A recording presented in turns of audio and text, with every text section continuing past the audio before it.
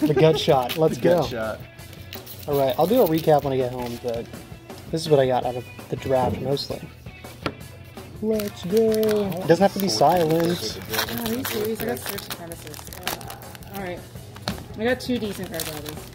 Oh, I think Let's go. Yeah. Treasure token. Flip. Are you just mad that I got Yeah, I'm happy you marshmallows? got Marsh with me.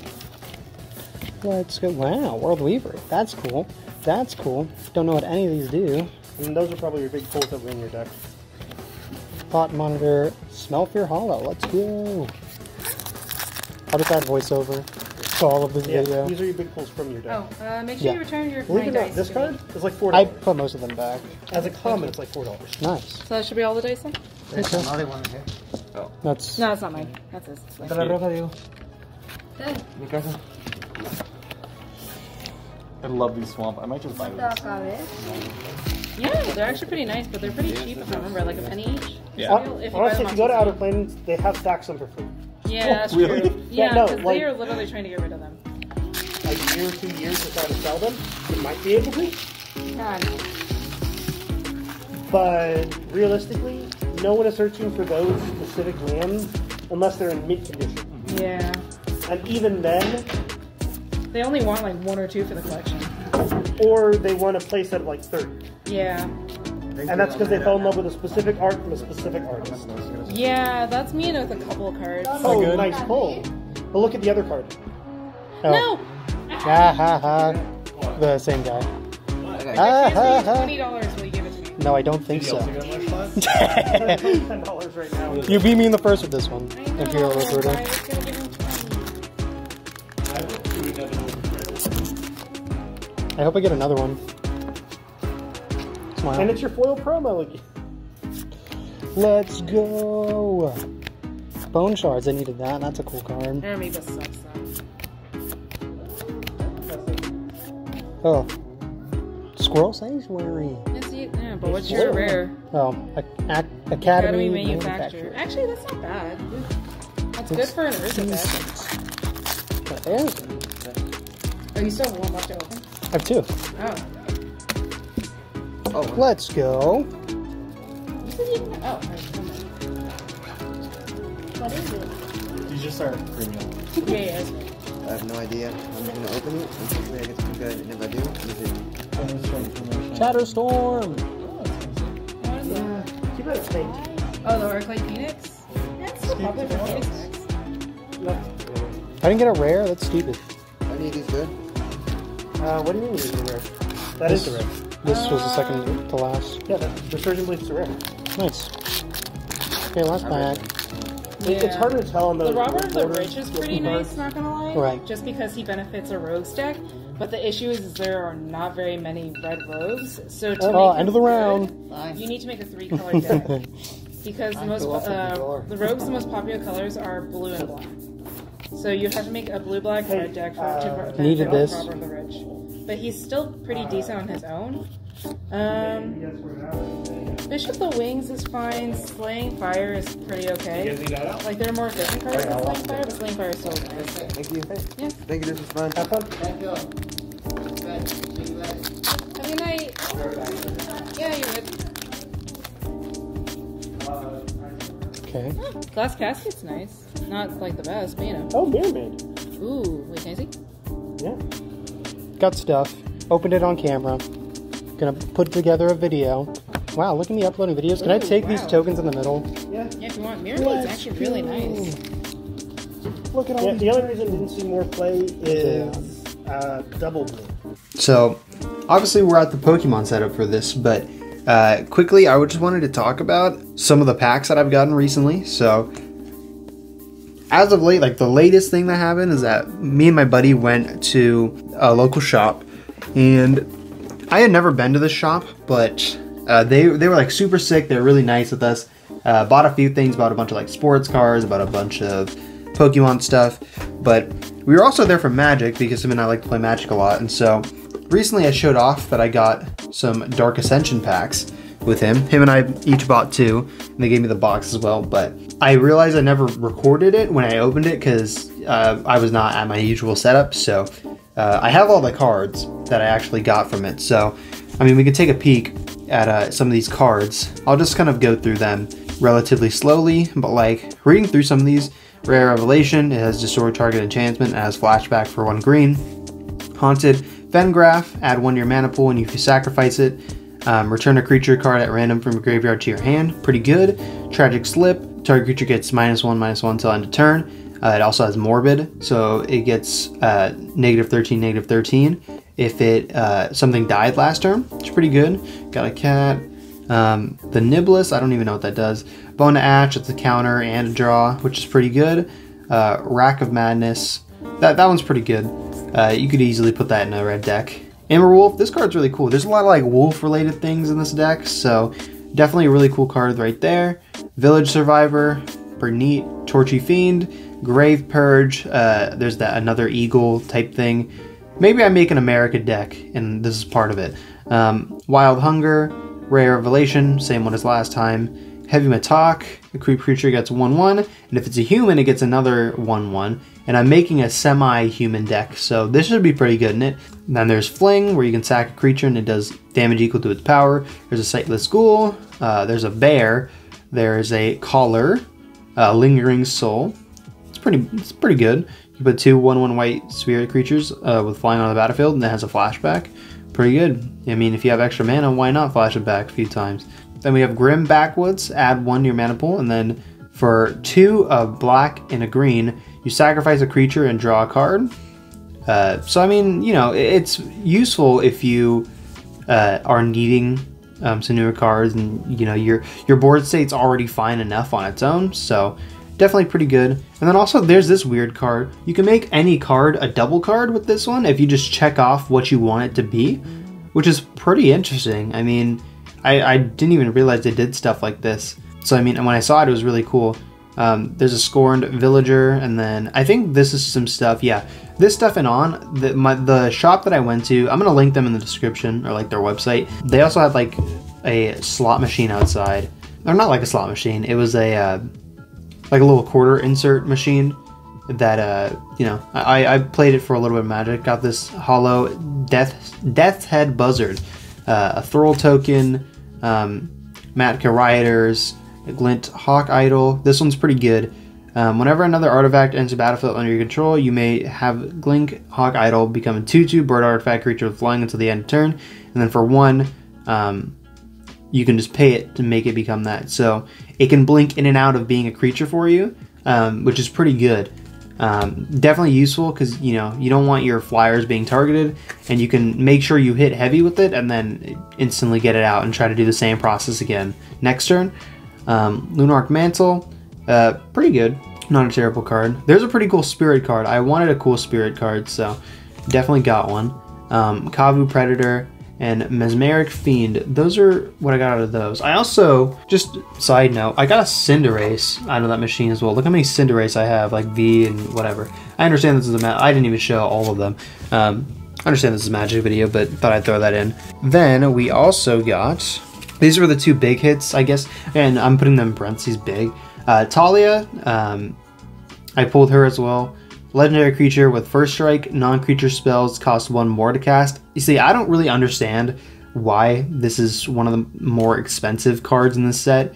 Please let me know if you know why this is good. I mean, maybe if this is for everyone, and this you have a very creature-heavy deck, this is decent.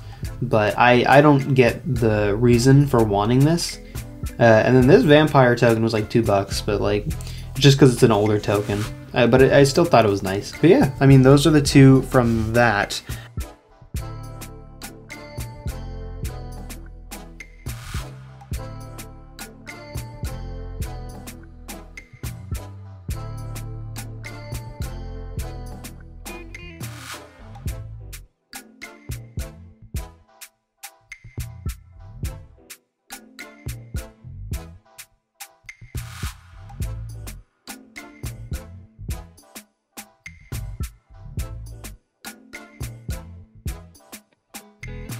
So I really wanted to go over my binder and some of the things in it. So I'll definitely be showing this page by page. I wanted to do it with this time lapse in the background, but it just wouldn't have worked out. So instead, I'll just show you the picture of the full page, and then if I'm going to talk about a specific card, we'll take a closer look and I'll kind of explain why the card is pretty decent. Starting off with my first page. This first page is mostly just for Planeswalkers. Just some of my favorite cards in the game are Planeswalkers, as does everyone think of the game. But to start off with the first one, we're going to probably take a look at all of these. It's Liliana, Waker of the Dead, and she's pretty good. I mean, she's like a worse version of the original version of her that's like everyone knows is pretty broken. But I pulled this. This is like one of the first cards I pulled, so in Magic in general. So I was pretty happy to get this. For one, each player discards a card. Each opponent that can't loses 3 life. For -3, target creature gets -X till end of turn, where X is the number of cards in your graveyard, which is pretty broken. Then our ultimate is you get an emblem with at the beginning of combat on your turn, put a target creature from a graveyard onto the battlefield under your control. It gains haste. Pretty good. So you can gain control of another creature with that. Again, she has a better version of this card. This is just like a kind of worse version. Her better one takes all creatures from a target battlefield or target graveyard. So pretty good. Up next we have Chandra, Flamecaller. Again, I pulled this in my first kind of opening of Magic. In a Core 2021 box. That was my first box, and then I gave my friend a Call Time box. I was actually mistaken. I opened a Core 2020 box, and I actually got this one. So, Chandra, Flamecaller. For one, create 2 3/1 red elemental creature tokens with haste, exile them at the beginning of the next end step. So pretty good at putting some pressure on your enemy. And for 0, discard all of the cards in your hand, then draw that many cards +1. Pretty good for just getting all the cards you need. And then for her ultimate, for -X, Chandra Flamecaller deals X damage to each creature. So you're just going to be board wiping with her. She's very versatile and very good for all fire decks. Definitely, you know, as many people know, Chandra has always been pretty good for fire decks. So definitely worth a look. Moving on, we have one of my favorite cards in the whole set, Strixhaven. It was my borderless Professor Onyx that I pulled. And so this Planeswalker is pretty sick. I mean, she's pretty much Liliana. I mean, it says right there on the card Liliana, but she has the ability Magecraft. Whenever you cast or copy an instant or sorcery spell, each opponent loses 2 life and you gain 2 life. For one uptick, you lose 1 life. Look at the top 3 cards of your library, put 1 of them into your hand and the rest into your graveyard. So pretty good if you're doing graveyard recursion. For -3, each opponent sacrifices a creature with the greatest power among creatures that players control. And for her ultimate, for -8, each opponent may discard a card. If they don't, they lose 3 life. Repeat this process 6 more times. So you get them to discard 7 cards, and if they can't, they lose 3 life per turn that they can't. I just love this card and the art to it. It's definitely one of my favorites. Was super happy when I pulled this. Up next, we have Nico Aris. This is a promo one I actually got out of Strixhaven promo. Which was super fun. I mean, I love the Strixhaven promo packs where you get the foils and then the little stamp. And even with the glare on this, it's such a beautiful card. When Nico Aris enters the battlefield, create X shard tokens. Their enchantments with 2, sacrifice this enchantment, scry 1, then draw a card. X is equal to the number that you brought him in for. So the value of him is mid-game or late game when you have a lot of lands to actually use on him, which is pretty good. For 1 uptick, up to 1 target creature you control can't be blocked this turn. Whenever that creature deals damage this turn, return it to its owner's hand. For -1, Nico Aris deals 2 damage to target tapped creature for each card you've drawn this turn. Pretty good. And then for -1, create a shard token. So the shard tokens are pretty good. They're going to be helping you scry and draw cards, so you're going to know exactly what you need and exactly what you need to get out of the deck. Up next, one of my favorite cards in this entire page is this promo Ajani Greathearted. This is actually from a Secret Lair drop, but I found this at my local card shop and they were selling it for super cheap. I mean, it's a relatively cheap card, but that stained art, or the stained glass art, is so sick. So the passive on this is creatures you control have vigilance, which is pretty good. And then for 1 uptick, you gain 3 life. For -2, put a 1/1 counter on each creature you control and a loyalty counter on each other planeswalker you control. This card is pretty good. I mean, sure, you have to run green, white, and off the top of my head, I really don't know what you run off of those 2 colors, but it's still pretty good. I mean, all your creatures will have vigilance. You can keep upticking to stay up with your life total, and, you know, putting a 1/1 counter on each creature you control and a loyalty counter on each planeswalker. If it counts this one, or it says every other planeswalker. So I mean, it's still not bad. You could uptick and switch between uptick and downtick to just make your guy stronger, not even having to attack. Especially if you get this out like turn 4 when you have 4 mana. Pretty good. Definitely, you know, looking forward to this. And there's also ways to ramp. So you get this card out early and you'll be fine for most of the game. Up next, we have Teferi, Time Raveler. And Teferi, everyone knows is pretty good. My friends have always told me he's pretty good, so I might have to put him in a deck someday. But his ability is each opponent can cast spells only anytime they could cast sorcery. So basically just getting rid of instants or things with flash. So pretty good. For 1 uptick, until the end of your turn, you may cast sorcery spells as though they had flash, which is really, really good. I mean, there's some really broken sorcery cards that you're like, damn, I wish this was an instant. And this is the guy to do it with. And for -3, return up to 1 target artifact, creature, or enchantment to its owner's hands, draw a card.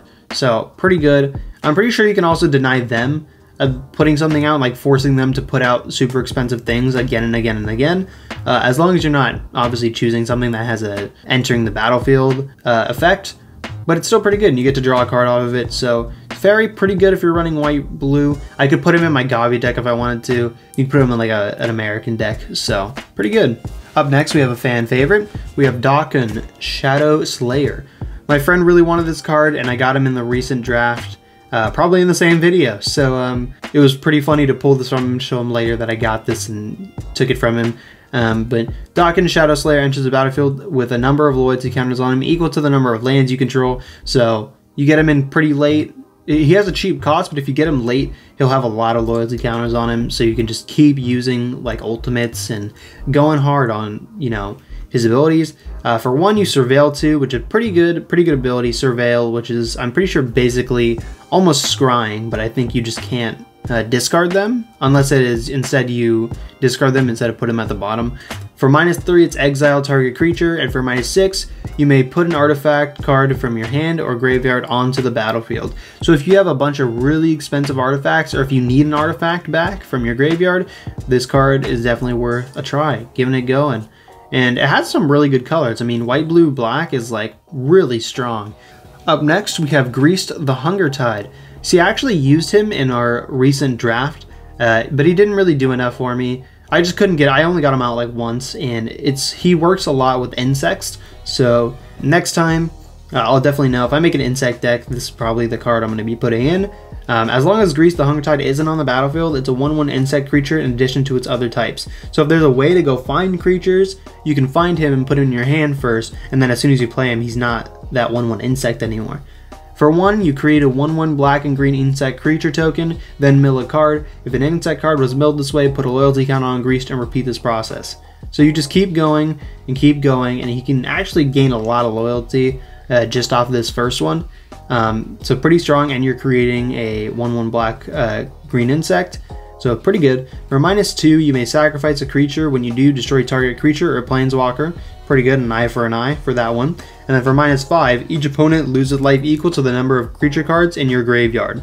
So pretty good in Commander, and even pretty decent in like Standard, or if you're just playing one-on-one Commander, because you can definitely use that against them. And I mean, he's going to be milling cards in the first place, and you just keep milling cards, even if they're not insect cards. So you can keep milling cards all you want until you get, or I guess you have to mill all insect cards and then finally get to that.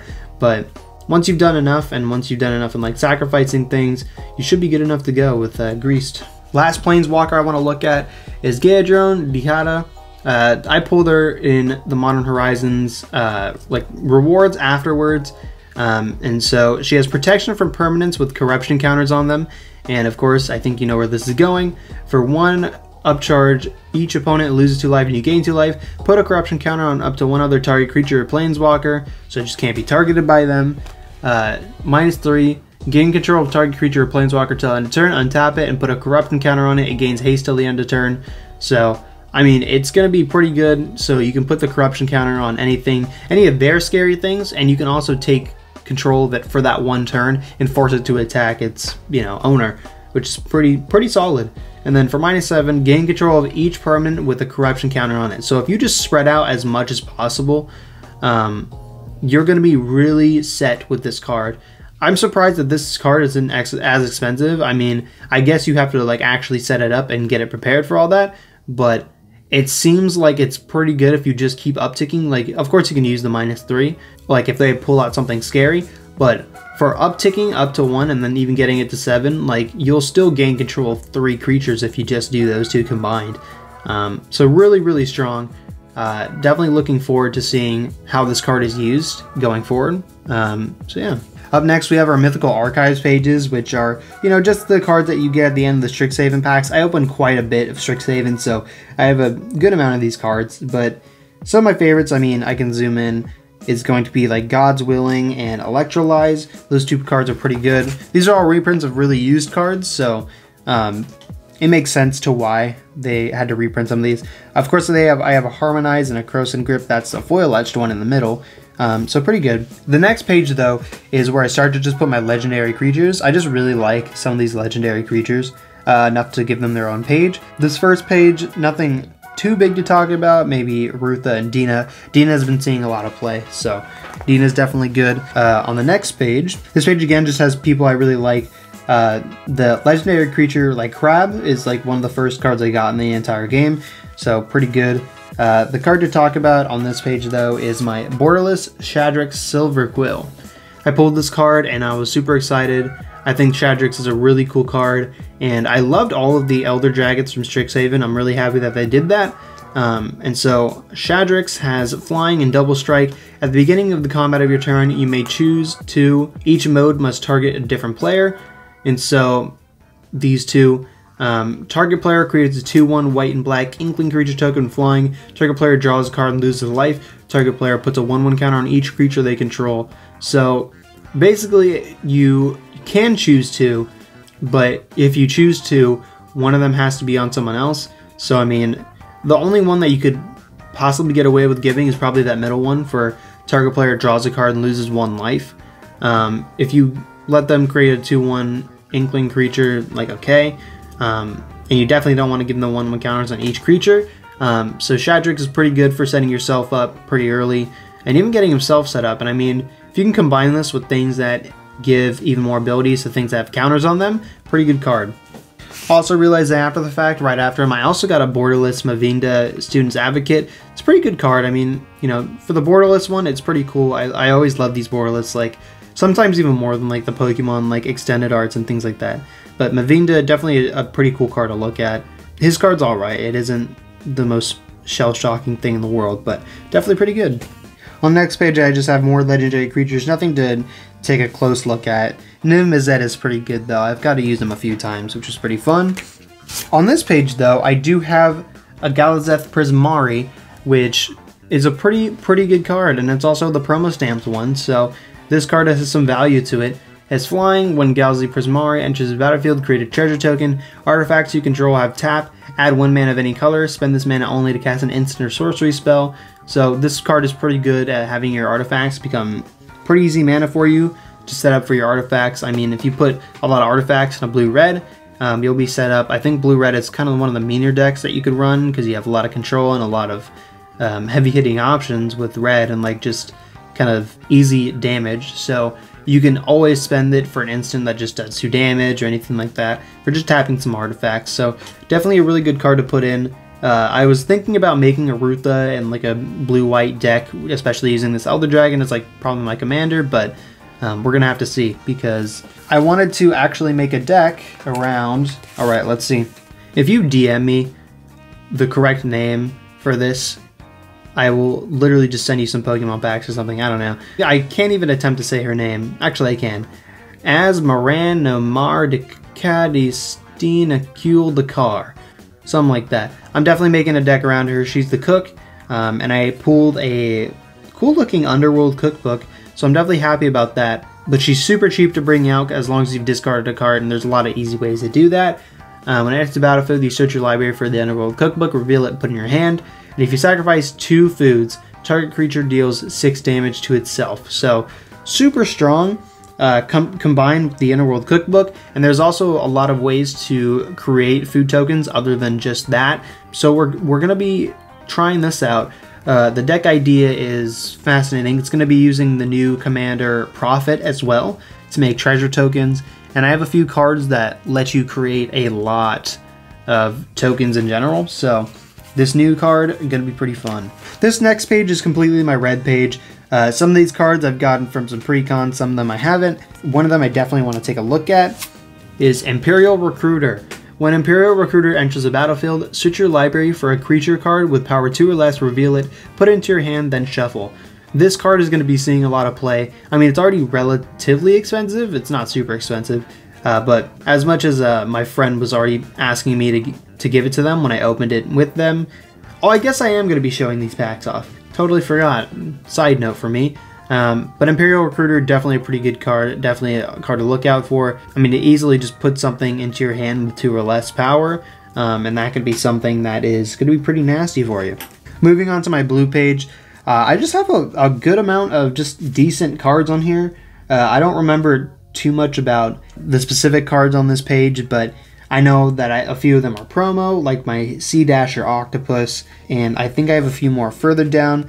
But there's some cards on here that, you know, I have a lot of connection to. Like my friend gave me that Thirst for Meaning kind of holographic card. I pulled that Borderless Icebreaker Kraken, and then the Borderless Cosmo Charger, and then the Borderless Hollow Torrent Sculptor. There's just a lot going on. And then Ethereal Forager is pretty good as well. So definitely some pretty good blue cards as well. Looking at my green page, there's a few cards in here like the blue page that I just have a lot of connection to. One of the first cards I opened here was the Scavenging Ooze, which was border and hololess.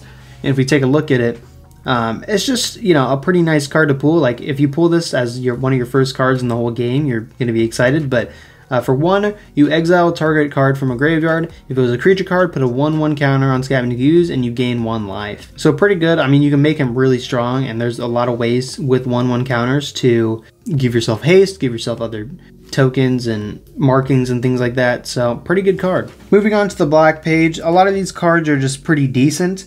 The one in particular that a lot of people like is the Claw's Blood Mage. I'm not going to take it out, but I have a 1 regular one and then a promo one, which is pretty nice. On my white page, again, there's a few other things here, but one kind of to look at is the Sun Titan.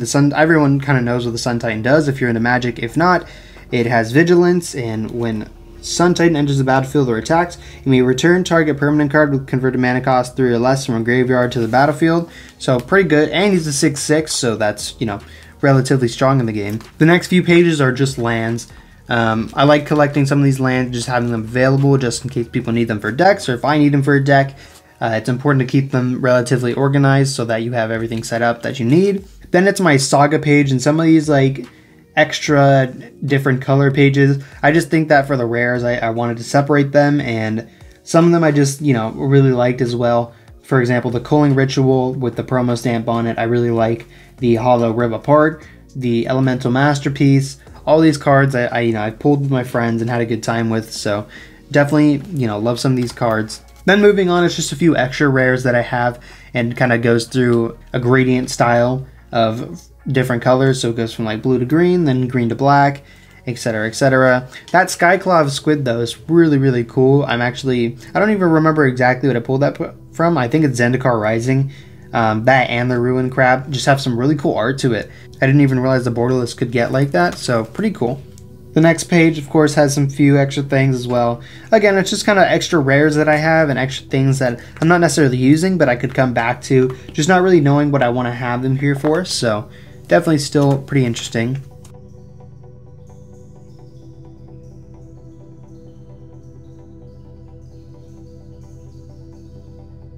Then I have my artifact page with some pretty decent artifacts. I mean, for my friend that has an artifact deck, this is the page I always recommend to him. I have some pretty decent things, and there's some cards hiding behind some of these as well that are pretty good. But like, there's my like 4 Solemn Simulacrum with my promo one on the front, which is pretty good. We've already taken a close look at that one, but we can move on. The next pages and beyond are just cards I'm not really going to trade, but are still just kind of in my binder. Of course, I have the 6 Japanese cards that I got from some of my friends, and then 2 that I pulled myself. Then, of course, we have the stamped Hall of Oracles and the stamped Silver Cool Command. I got both of those. I didn't actually realize that pre-releases were a thing with Magic, so I bought these, and I just wanted to keep them instead of opening my first few promos. And then we get into our art cards, and some of these art cards, just flipping through them very quickly, are really sick. Like some of them from the Mystic Archive, some of them are from Strixhaven, from different sets. So I was really happy to get them. And on the last page, the last 3 that I have are signed, so I was happy about that as well. This video is kind of going all over the place, so I don't even know where this video is going to end. If this is the last part of the video, I hope you enjoyed. Let me know what your favorite card was out of my entire binder. Maybe I'll be doing a giveaway relatively soon from my binder. I might just roll, like do a randomized dice roll and see, let like a few people roll, and whatever they roll is what they get, or we'll just have to see. Anyways though, I hope you have a great day. Make sure to like and subscribe, and later. 4th place, let's go!